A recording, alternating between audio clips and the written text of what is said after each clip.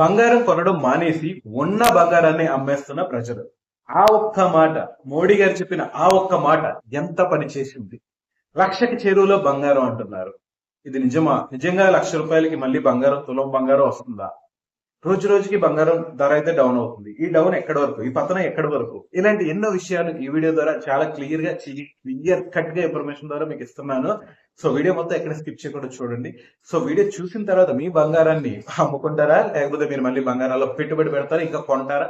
Comment రూపంలో తెలియచేయండి. So మీరు చూస్తున్నారు సతీష్ విజయ్ ఛానల్, నేను కింగ్ సతీష్. సో మనం మ్యాటర్ లోకి వెళ్దాం. భారతదేశంలో పసిడి డిమాండ్ ప్రస్తుతం తీవ్రమైన క్షణితను ఎదుర్కొంటుంది. India bullion and jewellery association అంటే IBJA అందించిన వివరాల ప్రకారం కేంద్ర ప్రభుత్వం మే 13వ తేదీన బంగారంపై దిగుమతి సుంకాన్ని 6% నుంచి 12% పెంచిన నేపథ్యంలో దేశీయ మార్కెట్లో బంగారం డిమాండ్ ఏకంగా 70% పైగా పడిపోయింది. ప్రధానమంత్రి నరేంద్ర మోదీ పౌరులను కనీసం ఏడాది పాటు బంగారం కొనుగోలు వాయిదా వేసుకోవాలని కోరిన కొద్ది రోజులకే ప్రభుత్వం ఈ కఠిన నిర్ణయం తీసుకోవడం కూడా ఇక్కడ మనం గమనించాల్సిన ముఖ్యమైన విషయం. ఈ విధానపరమైన మార్పులతో పాటు మార్కెట్లో ధరల హెచ్చుతగ్గులు వినియోగదారులను కొత్త కొనుగోలు చేయకుండా తీవ్రంగా నిరుత్సాహపరుస్తున్నాయి. ప్రస్తుత అనుచిత పరిస్థితుల్లో వినియోగదారులు, పెట్టుబడిదారులు ఎంత జాగ్రత్తగా వ్యవహరిస్తున్నారని, కొత్తగా కొనుగోలు చేయడం కంటే తమ వద్ద ఉన్న పాత బంగారాన్ని అమ్ముకోవడానికి ఎక్కువ ఆసక్తి చూపుతున్నారని IBJA కార్యదర్శి సురేంద్ర మోహతా వెల్లడించారు.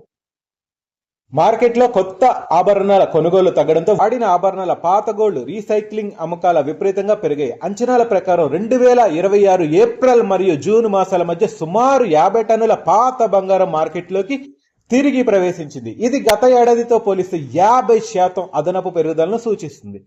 ప్రస్తుతం అధిక ధరల ప్రయోజనాన్ని పొందాలని మరియు భవిష్యత్తులో ధరలు మరింత పడిపోతాయనే భయాల కారణంగా చాలా కుటుంబాలు తమ వద్ద ఉన్న బంగారు ఆభరణాలను అమ్మేస్తున్నాయి.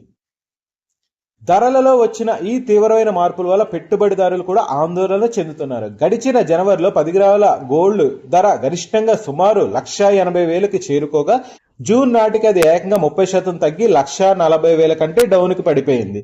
ఈ పతనం వల్ల బంగారు విలువలపై ఆధారపడే గోల్డ్ లోన్లకు, బంగారం రుణాలు డిమాండ్ పెరిగిందని నివేదికలు చెబుతున్నాయి. అగ్మెంట్ బులియన్ నివేదన ప్రకారం దేశీయంగానే కాకుండా అంతర్జాతీయ మార్కెట్లో కూడా బంగారం వరుసగా 4వ నెల డౌన్ అవుతూ క్షణితను నమోదు చేస్తూ ఔన్సుకు $4,000 కంటే కింద స్థాయికి పడిపోయింది. ఈ ప్రతికూల ధోరణి ఇలాగే కొనసాగితే అంతర్జాతీయ ధరలు $3,600 కూడా పడిపోయే ప్రమాదం ఉందని, అయితే మధ్యలో స్వల్పకాలికంగా ధరలు కొంత కోలుకునే అవకాశం కూడా ఉందని ఆ సంస్థ అంచనా వేస్తుంది. ప్రస్తుతం బంగారం మార్కెట్ పూర్తిగా బలహీనమైన సెంటిమెంట్ ను ఎదుర్కొంటుంది. ధరలు ఇంకా తగ్గుతాయనే అంచనాలతో ప్రజలు కొనుగోలుకు దూరంగా ఉంటున్నారని మార్కెట్ నిపుణులు అభిప్రాయపడుతున్నారు. రాబోయే రోజుల్లో బంగారం మార్కెట్ యొక్క ఖచ్చితమైన దిశ అనేది ప్రపంచ ఆర్థిక పరిస్థితులు, అంతర్జాతీయ వడ్డీ రేట్లు, భౌగోళిక రాజకీయ ఉద్రిక్తతలపై పూర్తిగా ఆధారపడి ఉంటుంది. సో అంతేకాకుండా షోరూమ్లో కూడా ఎంక్వైరీ చేస్తే ఈ మధ్య కాలంలో అంటే దాదాపు గత 2 నెలలుగా అసలు మినిమం సేల్ కూడా ఉండట్లేదని, అలాగే కార్యగారులకి పనిచేసి బంగారం పని వృత్తి మీద ఆధారపడే వాళ్ళకి అసలు పనులే ఉండట్లేదని, దానికి ఒక రకంగా పెళ్లిళ్ళ ముహూర్తాలు, ఎటువంటి పండగలు లేకపోవడం, అలాగే బంగారం ధరలు రోజు రోజుకి తగ్గడము, ఇంకా తగ్గిద్దనే ఒక ఐడియాతో ప్రజలందరూ కూడా కొనకుండా ఉన్న బంగారమే అమ్మేసుకోవడం, ఇలా రకరకాల కారణాల వల్ల బంగారం మార్కెట్ ఏదైతే ఉందో అది పూర్తిగా దెబ్బతిన్నది. సో ముందు మరి బంగారం ఇంకా పెరుగుతుందా తగ్గుతుందా అనేది మాత్రం ఖచ్చితంగా అయితే ఎవరు చెప్పలేని పరిస్థితి.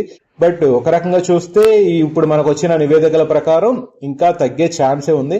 లక్ష దశగా ఈ బంగారం ధర మళ్ళీ డౌన్ కావచ్చు అని చెప్పి చాలా మంది పెద్దలు అయితే చెబుతున్నారు. సో దేనికైనా టైమే డిసైడ్ చేస్తుంది. సో మనం కూడా ఎదురు చూద్దాం బంగారం ధర ఎంతవరకు వచ్చిందని మీరు అనుకుంటున్నారో కామెంట్ రూపంలో తెలియచేయగలరు. సో బంగారానికి సంబంధించి ఎన్నో విషయాలు మీకు తెలియని ఈ వీడియో ద్వారా క్లియర్ గా అయితే తెలుసుకున్నారని అనుకుంటున్నాను. సో డెఫినెట్ గా వీడియో నచ్చే ఉంటుంది. వీడియో నచ్చితే ఒక లైక్ చేయండి, మరింత మందికి షేర్ చేయండి. అలాగే మరిన్ని బిజినెస్, రియల్ ఎస్టేట్, పొలిటికల్ విషయాల కోసం మన సతీష్ విజన్ అయితే ఛానల్ అయితే సబ్స్క్రైబ్ చేసి చూస్తూనే ఉండండి. Thank you for watching. Bye.